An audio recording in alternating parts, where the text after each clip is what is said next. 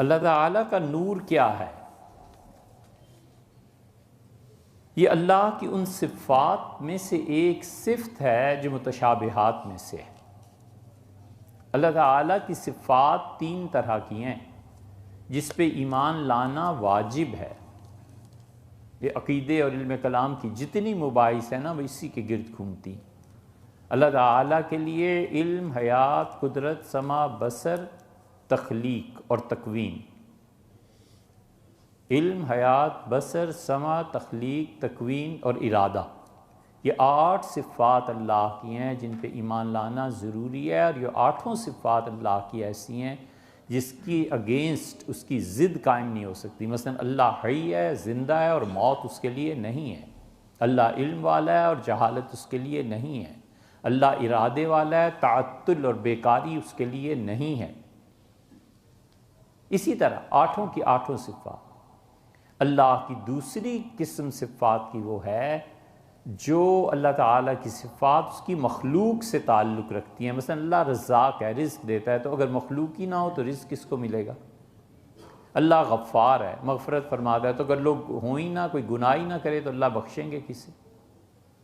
ان پہ ایمان لانا ضروری ہے، اور یہ بے انتہا ہیں۔ اور اللہ کی تیسری قسم کی صفات وہ ہیں جو متشابہات میں سے۔ سورہ آل عمران کی پہلی آیت میں اللہ نے فرمایا کہ کچھ چیزیں ایسی ہیں جو ہم نے واضح کر دی ہیں، کچھ چیزیں ایسی ہیں جو متشابہ ہیں، مطلب سمجھ میں آتی بھی ہیں اور نہیں بھی آتی۔ ہوتا یہ ہے کہ ایک چیز ہے، عقل جب چیز پہ غالب آ جائے تو معانی پتہ چل جاتے ہیں۔ عقل جب چیز پہ غالب آ جائے تو معنی پتہ چل جاتے ہیں، اور چیز اور شے جب انسانی ذہن پر غالب آ جائے تو یہ وصال ہو جاتا ہے۔ اور وصال کہتے ہیں محبوب کی تنہائی کا جز بن جانا۔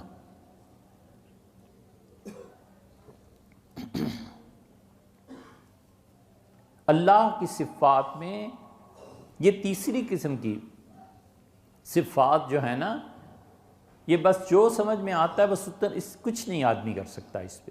اللہ نے فرمایا کہ وَمَا يَعْلَمُ تَأْوِيلَهُ إِلَّا اللَّهُ، اور اللہ کے علاوہ کوئی نہیں جانتا کہ اس کی مراد کیا ہے۔ اللہ تعالیٰ نے فرمایا کہ يَبْتَغُونَ الْفِتْنَةَ، جو لوگ دنیا میں فساد پھیلانا چاہتے ہیں وہ اس قسم کی باتیں کرتے ہیں۔ وَابْتِغَاءَ تَأْوِيلِهِ، اور چاہتے ہیں کہ اصل حقیقت انہیں پتہ چل جائے۔ اللہ کی یہ جو تیسری قسم کی صفات ہے نا، مثلا اللہ تعالیٰ نے فرمایا کہ ید اللہ، اللہ کا ہاتھ۔ اللہ نے فرمایا کہ اللہ تعالیٰ کا چہرہ۔ حضرت رسالت مآب صلی اللہ علیہ وسلم نے صحیح حدیث میں بخاری میں آتا ہے کہ وہ جہنم کہے گی اللہ کچھ اور، تو یضع اللہ قدمہ علی فمہ، اللہ اپنا قدم پاؤں اٹھائے گا اور جہنم کے منہ پہ رکھ دے گا اور کہے گی کہ قط اے رب میں بھر گئی۔ اللہ کے لیے یہ اعضاء کیسے ہیں؟ یہ تیسری قسم ہے اللہ کی صفات کی، کبھی بھول کے بھی اس پہ نہیں پڑھنا چاہیے۔ ہم اہل السنہ اور ماتریدیوں کا پکا ٹھوس عقیدہ یہ ہے کہ ہم کہتے ہیں اللہ جیسے آپ نے بیان فرما دیا بس ایسے ہی ہے۔ ہم اس پہ ایمان لائے۔ ایک بات، اللہ مخلوق کی طرح یہ تیرے ہاتھ پاؤں یہ چیزیں نہیں ہیں۔ دوسری بات، اللہ ہم ایسے ہی ایمان لائے جیسے اسلاف ایمان لائے، بس سیدھی سادی بات۔ آدمی آسانی سے چھٹ جاتا ہے اس سے۔ یہ نور کا جو آپ نے پوچھا ہے نا، یہ بھی اللہ کی انہی صفات میں سے ہے۔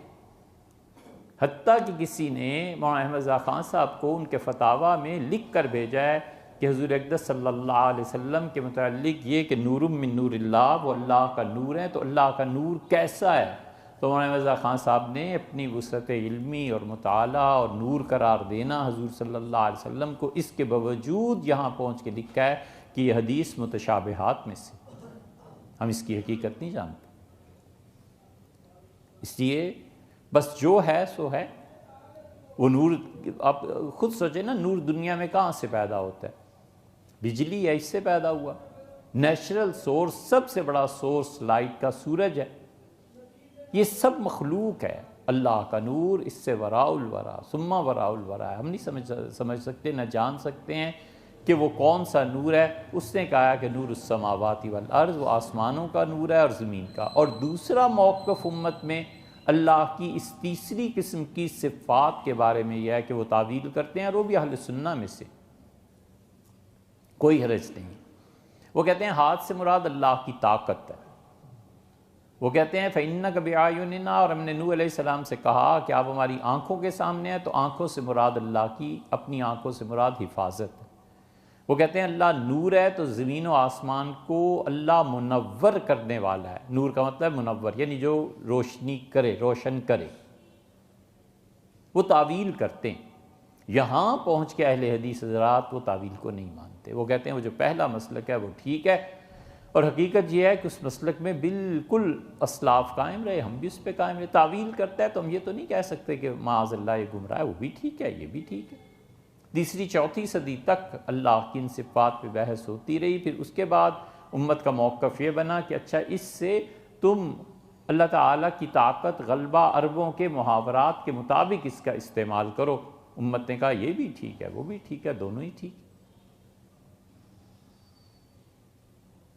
یہ دعا جو لکھی ہے صحیح احادیث میں آئی ہے، اللہم اجعل فی قلبی نوراً وفی بصری نوراً سمعی نوراً یمینی نوراً. یہ ساری بالکل یہ آئی ہے. حضور اقدس صلی اللہ علیہ وسلم جب صبح کی نماز کے لیے مسجد تشریف لے جاتے تھے تو یہ پڑھا کرتے تھے. اس میں کوئی شبہ نہیں ہے، یہ دعا صحیح بھی ہے، پڑھنی بھی چاہیے. لیکن اس نور کی حقیقت کے درپے ہونا یہ کوئی عقل بندی، دانش بندی کی بات نہیں. اور بتیرے کام ہے دنیا میں سیدھا سادہ عقیدہ رکھے.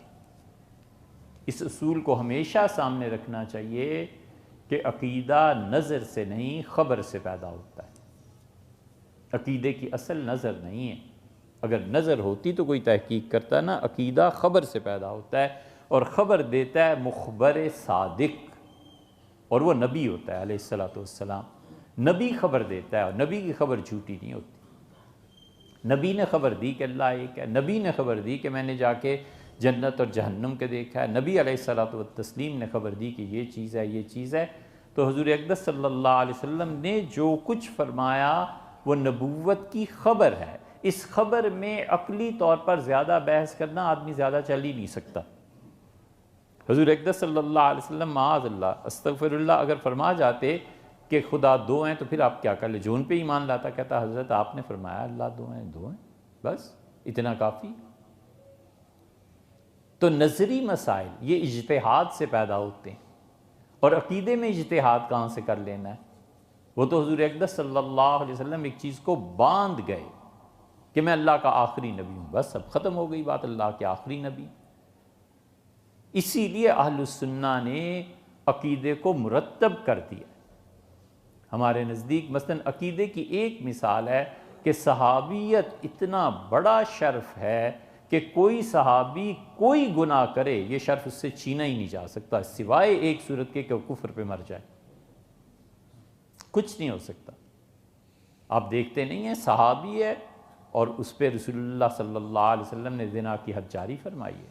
صحابی ہیں اور شراب کی حد جاری فرمائی ہے. صحابی ہیں اور بغاوت کی حد جاری ہوئی ہے سیدنا علی رضی اللہ عنہ کی طرف سے. کیونکہ چھوٹی چھوٹی باتیں نہیں ہیں. حتیٰ کہ محدثین نے لکھا ہے کہ صحابی مرتد ہو گیا اور پھر مومن ہو گیا تو بھی اس کی صحابیت برقرار ہے. رسول اللہ صلی اللہ علیہ وسلم کی زیارت، انہیں دیکھنا، ان کی صحبت طیبہ میں ایک لمحہ گزارنا پوری امت کی عبادت سے افضل ہے. وہ کوئی معمولی بات تھوڑا ہی ہے. یہ تو آپ دیکھیں نا، کہیں کوئی اللہ کا بندہ، کوئی خانقاہ، کوئی مدرسہ، کوئی اللہ کا ادنا سا معمولی سا بندہ 10-20 سال بیٹھا رہے، کام کرتا رہے تو ہزاروں کی زندگی بدل جاتی ہے. حضور صلی اللہ علیہ وسلم کی صحبت کے تو کیا نہیں کیا، وہ تو ایک مرتبہ میں ہی آدمی کو کچھ سے کچھ کر دیتی.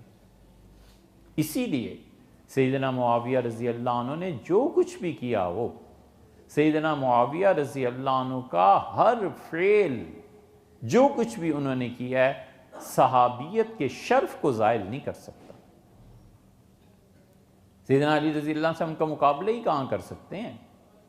کہاں علی رضی اللہ عنہ کا، کہاں مولا کا مقام، کہاں ان کی عظمتیں، خلیفہ راشد ہونا، اور حضور صلی اللہ علیہ وسلم کا آخری رات بھی بلا کر ان سے اتنی باتیں کرنا، ان کا محبت، سب کچھ ہے، کوئی مقابلہ ہی نہیں ہے دونوں کا۔ لیکن حضرت معاویہ رضی اللہ عنہ کی شرف صحابیت جو ہے، اس کو کہاں لے جانا ہے بھی؟ وہ نہیں ختم ہو سکتا۔ اسی لیے شاہ عبدالعزیز صاحب محدث دہلوی رحمۃ اللہ علیہ سے کسی نے پوچھا ہے تحفہ اثنا عشریہ میں، یہ تحفہ اثنا عشریہ پڑھتے نہیں نا، اسی لیے ہم آپ سے کہتے ہیں پڑھا کرو، خود پڑھو بھی، اور اس علماء کی نگرانی میں بھی پڑھو، مطالعہ کیجئے، کم سے کم یار 1-2 گھنٹے روزانہ کچھ نہ کچھ مطالعہ کرتے رہنا چاہیے۔ بڑا مرض ہے کہ پڑھتے ہیں۔ جیسے شاہ عبدالعزیز صاحب محدث دہلوی رحمۃ اللہ علیہ سے کسی نے سوال کیا ہے کہ سیدنا عمر رضی اللہ عنہ نے سیدہ فاطمہ رضی اللہ عنہ کا گھر جلا دیا تھا، فلاں جگہ یہ آیا ہے، آپ اس کے متعلق کیا کہتے ہیں؟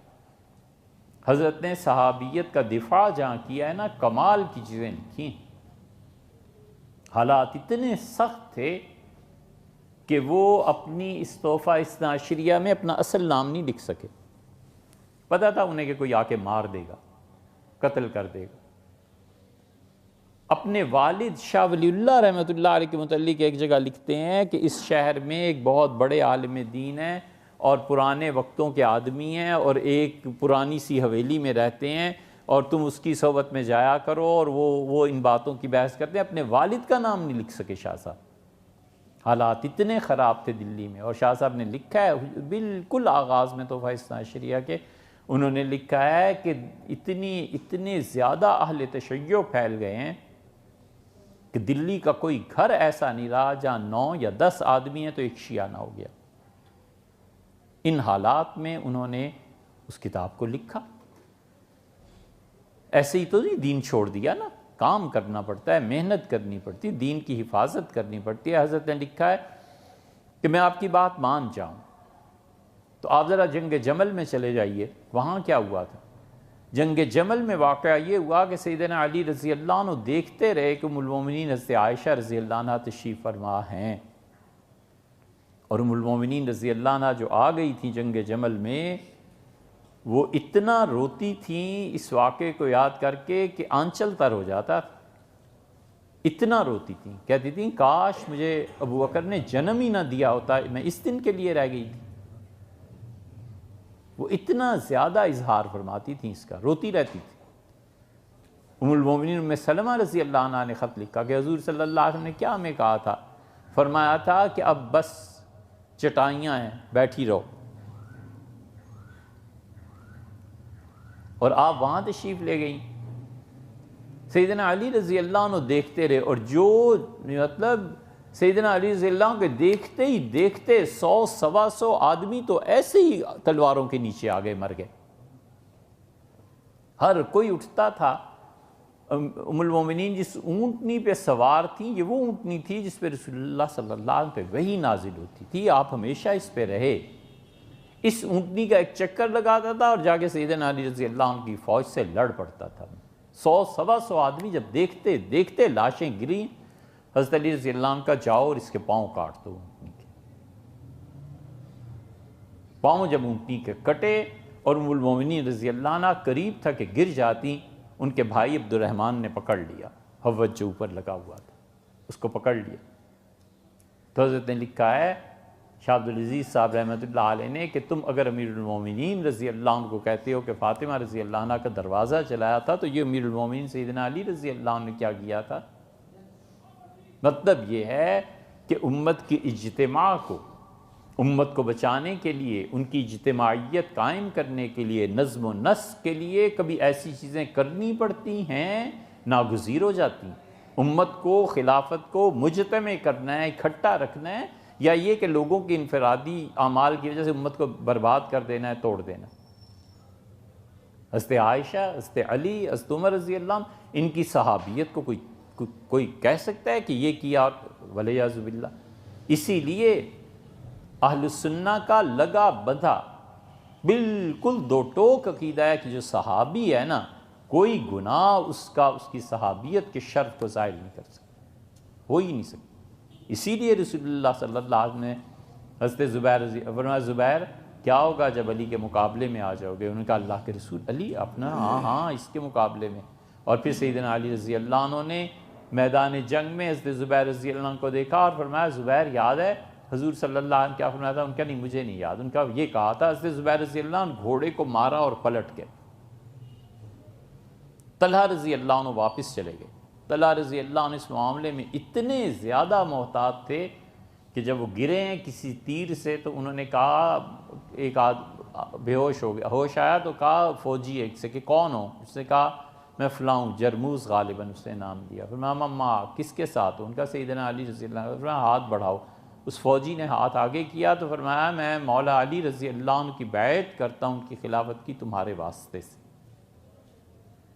سیدنا علی رضی اللہ عنہ جب یہ سنا تو وہ خوشی سے جھومنے لگے اور کہا دیکھا اللہ نے انکار کر دیا کہ طلحہ کو جنت میں نہیں بھیجے گا جب تک میری خلافت کی بیعت نہیں ہوگی۔ یہ اجتماعی نظام ہے اسلام کا، سیاسی نظام ہے اسلام کا، ایسے بچوں کے ہاتھوں میں تھوڑی دے دینا ہے۔ اس لیے صحابیت اتنی بڑی چیز ہے، اتنی بڑی چیز ہے کہ کوئی شرف حتیٰ کہ کفر اسے زائل نہیں کر رہا، اگر وہ اسلام میں آ گیا ختم ہو گیا۔ طلحہ ہیں، طلحہ نے نبوت کا دعویٰ نہیں کر دیا تھا، پھر کیا ہوا؟ مرتد ہو گئے۔ میدان جنگ میں جب آئے خالد رضی اللہ عنہ کے سامنے تو حضرت بکر رضی اللہ عنہ فرمایا تھا کہ انہیں مار دینا، انہوں نے تلوار ماری طلحہ پہ، تو طلحہ رضی اللہ عنہ کے تلوار جو تھی اس نے بدن پہ تیل لگا رکھا تھا، سلپ کر گئی۔ ان کے قبیلے نے کہا اوفو ہمارا نبی تو ایسا ہے جس پہ تلواریں بھی اثر نہیں کرتی، بس اڑ گئی خبر۔ حضرت بکر رضی اللہ عنہ کا طلحہ کہیں مل جائے نبوت کے بعد دعویٰ زندہ جلا دو اسے، ختم ہو گئی بات، بھاگ گئے۔ سیدنا عمر رضی اللہ عنہ نماز پڑھا کے بیٹھے ہوئے تھے تو انہوں نے طلحہ نے نماز پڑھی اور اس سے کہا امیر المومنین اگر کوئی آدمی نبوت کا دعویٰ کرے اور پھر توبہ کر لے آپ اس کی توبہ کو قبول کریں گے؟ سیدنا عمر رضی اللہ عنہ کا میں قبول کروں گا۔ ان کا میں طلحہ ہوں۔ عمر رضی اللہ عنہ کا اسلام بھی قبول کیا، صحابیت کا شرف ان کا قائم رہا۔ اس سے زیادہ کیا مثالیں ہو سکتی؟